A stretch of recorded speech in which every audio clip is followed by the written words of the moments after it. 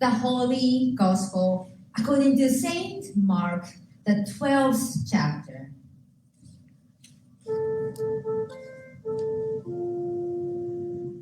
Glory to you, O Lord. After engaging in a series of public arguments with religious leaders in the temple, Jesus contrasts the proud and oppressive ways of those leaders with the sacrificial humility and poverty of the widow. A reading from Mark. As Jesus taught, he said, "Beware of the scribes who like to walk around in long robes and to be greeted with respect in the marketplaces, and to have the best seats in the synagogue and places of honor at banquets. They devour widows' houses and for the sake of appearance say long prayers. They will receive the greater condemnation." Jesus sat down opposite the treasury and watched the crowd putting money into the treasury. Many rich people put in large sums. A poor widow came and put in 2 small copper coins, which are worth a penny. Then he called his disciples and said to them, "Truly I tell you, this poor widow has put in more than all those who are contributing to the treasury. For all of them have contributed out of their abundance, but she, out of her poverty, has put in everything she had, all she had to live on." The Gospel of the Lord. Praise to you, O Christ. You all may be seated.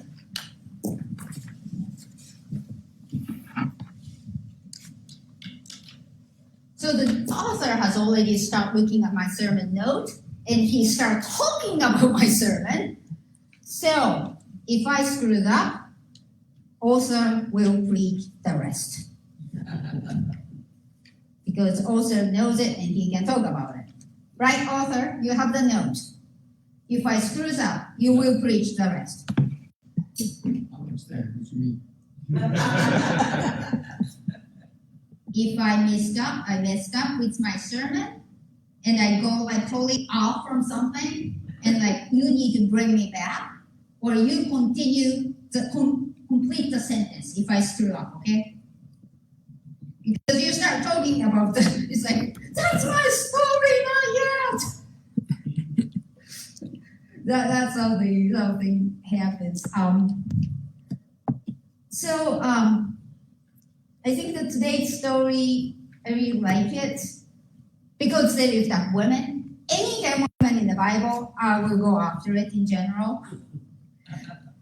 That's who I am. And but the story,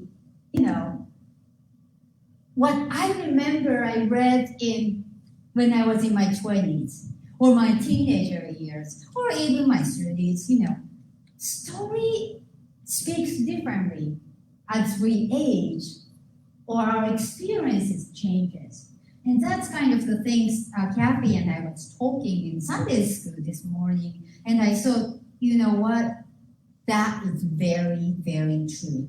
I think when I read the scripture, the story occurred before, but if it's speaking in a new way, that really excites me a lot.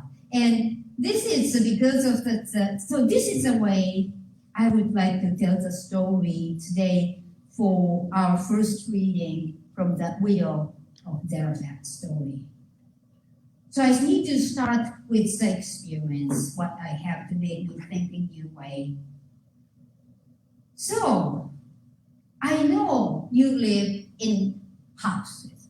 You have houses, whether it's in the country or in the middle of town, you live in your houses. You have the houses. So at your house, do you have visitors comes in, knocks the doors, rings the bells, kind of thing? Do you have those people comes in your place?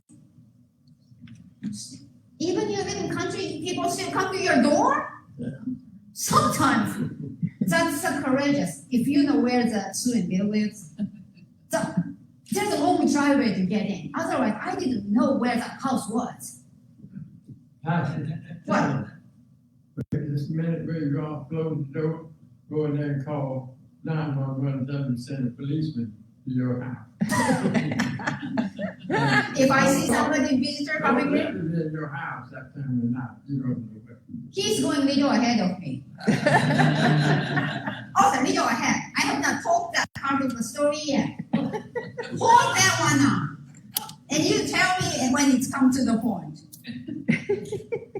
So what the author is talking about, it's the visitor came to the parsonage. You know where the parsonage is located. It's not on the big street, so we sometimes I get those the fun people stopping by and ring the bells and knock the doors, somebody who want to sell that. We have the better deal with the internet or the stuff. We can put their security cameras on your place, kind of thing. People came before, and I told them, I don't own the place. Go to the landlord.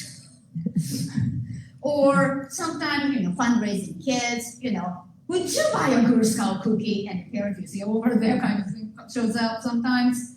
Or sometimes, actually this is a real true thing. It's police forces show up in the house asking about, do you know this man? It's no, I do not. That kind of thing. The people visit. And this was the stranger came in. It was a couple of days ago. It's not a long time ago.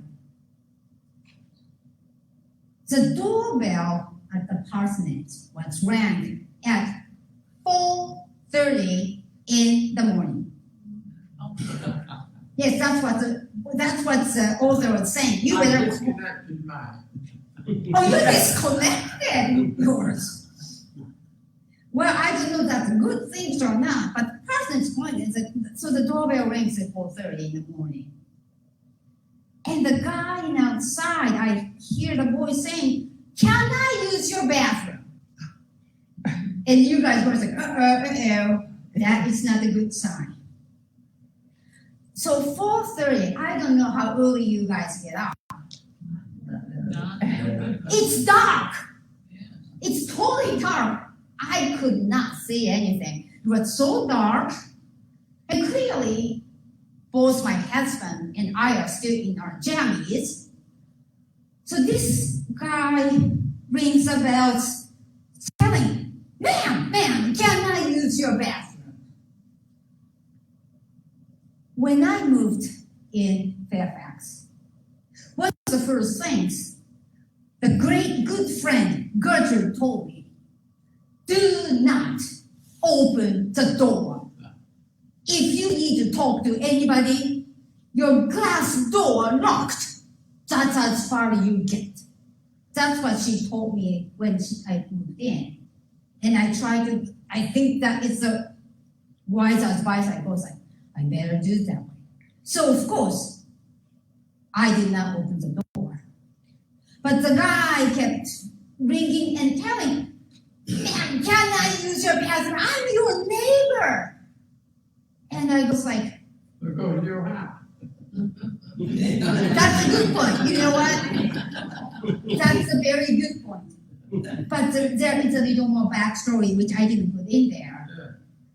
Before the guy showed up in our door, I overheard, because windows are open, I overheard that over there, probably the same guy saying, let me inside. So I assumed some reason he was kicked out from the house. But he was wanting to use the bathroom. And he was like, I was sure. But honestly, I was very scared. 4:30 in the morning, somebody, I can recognize the voice, knocking the door, asking, "Can I use your bathroom?" So my husband and I looked up and said, like, what we should do. I did not want the guy to get inside, even my husband's presence. I just did not want that. But at the same time, if the bathroom is a real thing, I understand that if you really need to go, you're a very dire situation. And I'm not like, what to do? The one good thing to being a minister is I have extra keys besides the house, namely church. I have the church for the key. My husband said, how about the church? If the person really needs a bathroom, church has a bathroom he can use. So the guy was shouting, "Let me get in to use the bathroom. I can take my shoes off and everything." He was screaming out there. And I said, "Sorry, I cannot let you in. It is here. But just a second."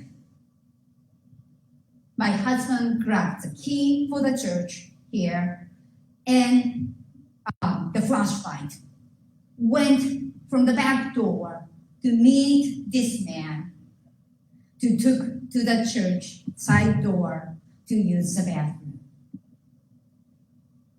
My husband did not know, but when he left the parsonage, I immediately looked up. And then I watched what would happen in there from the window. It was, Terry, how long was it? About 5 minutes. About 5 minutes. But it felt so long to me.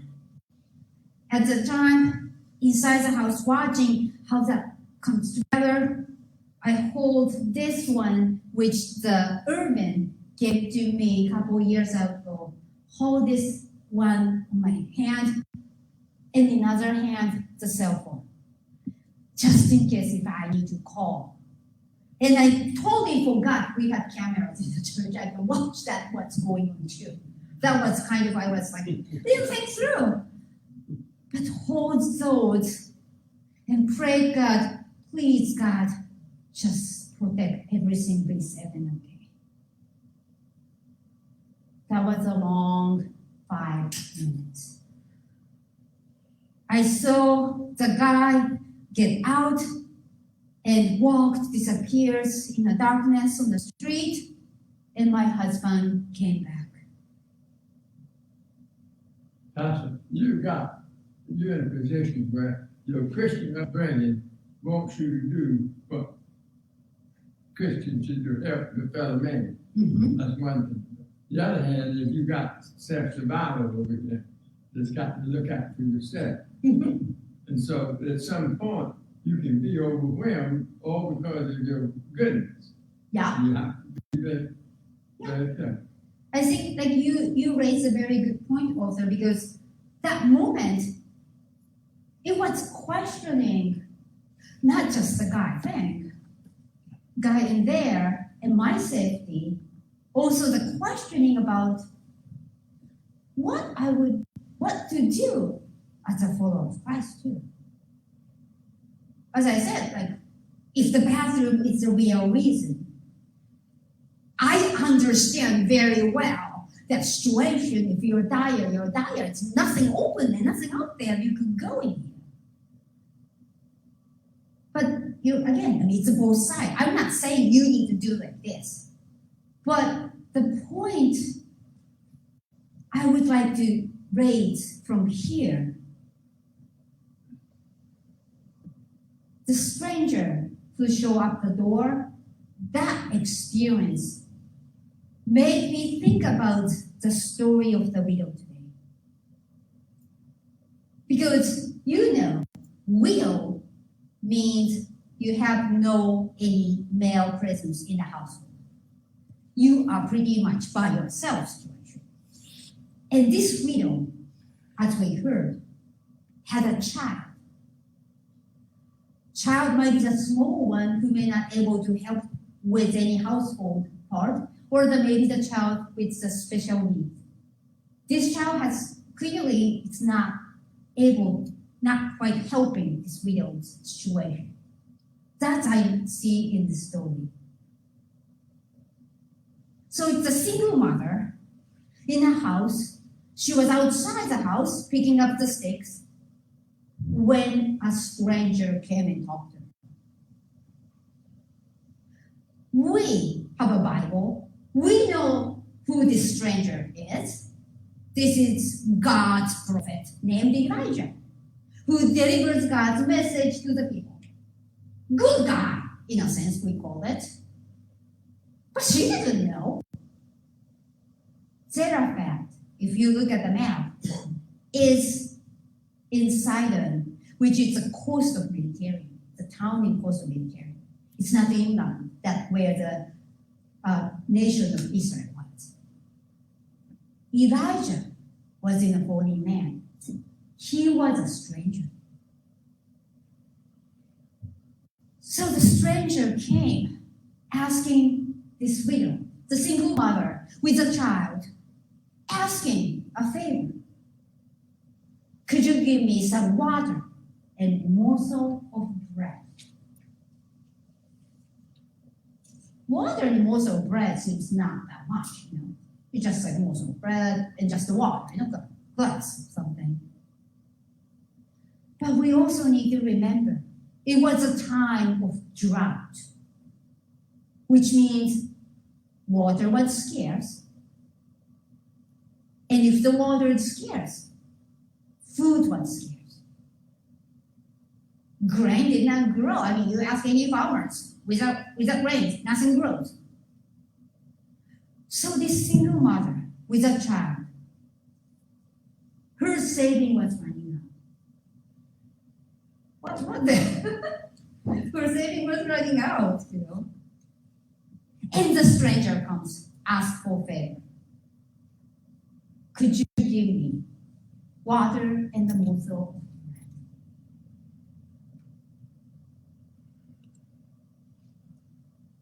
We know what she did in the story. She shared what she had. She baked the bread and shared with this stranger. And the story goes that saying it was the last leg for her, everything. She thought she was going to die, but the jar of meal was not empty. Neither did the jug of oil until the end of drought. In verse 16 said that, as Elijah said, the jar of meal was not empty, neither did the jug of oil.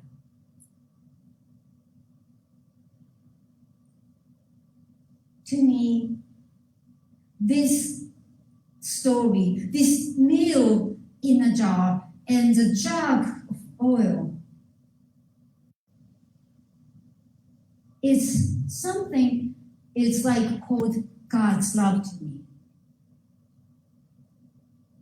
It may not have abundance in lot, but it's just enough to sustain, to go day after day, which is provided. God provides the love we need every day, just enough to get by.